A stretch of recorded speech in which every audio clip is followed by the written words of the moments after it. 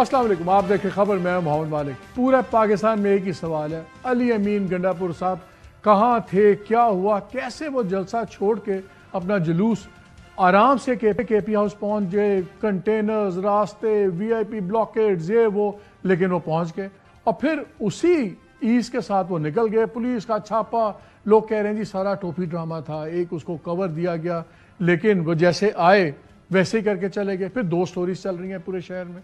एक में था जी वो आए, फिर अचानक उनको वाइट गाड़ी में टिंटेड शीशों के साथ कहीं ले जाया गया, फिर मीटिंग्स हुई, फिर वो केपी पहुंच गए, केपी में इजलास चल रहा था, वहाँ पे पूरा हुआ।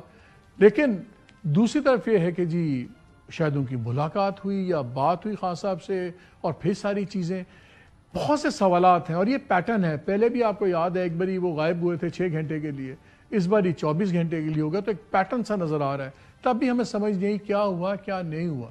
इसलिए आज हम कोशिश करेंगे कि कुछ हमें पता चले बातें, और कुछ डिजिटल फॉर्म पे आपसे मैं शेयर भी करूंगा कि गवर्नमेंट ने मेरी इत्तला के मुताबिक फैज़ ईसा साहब का नाम के ऊपर काफ़ी कुछ अब एक पड़ गया हुआ था, एक नोट सा पड़ गया हुआ था। कुछ सर्कल सा कहना है कि मौलाना फजलुर रहमान साहब अपोज कर रहे थे और वो कहते हैं कि इससे तासुर मिलेगा, शायद पर्सन स्पेसिफिक चीज़ें हो रही हैं। फिर एज का भी इशू आ रहा था, फिर वो काफ़ी बातें। इतला अब ये है जो इस्लामाबाद के नॉलेजेबल सर्कल्स हैं कि गवर्नमेंट ने एक और नाम पे भी अब सीरियस कंसिडरेशन शुरू कर दी है।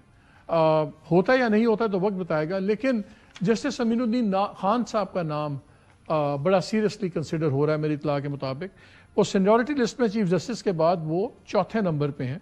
चीफ जस्टिस हैं, उसके बाद मंसूर अली शाह साहब हैं, फिर मुनीब अख्तर साहब हैं, फिर जस्टिस याहिया अफरीदी साहब हैं।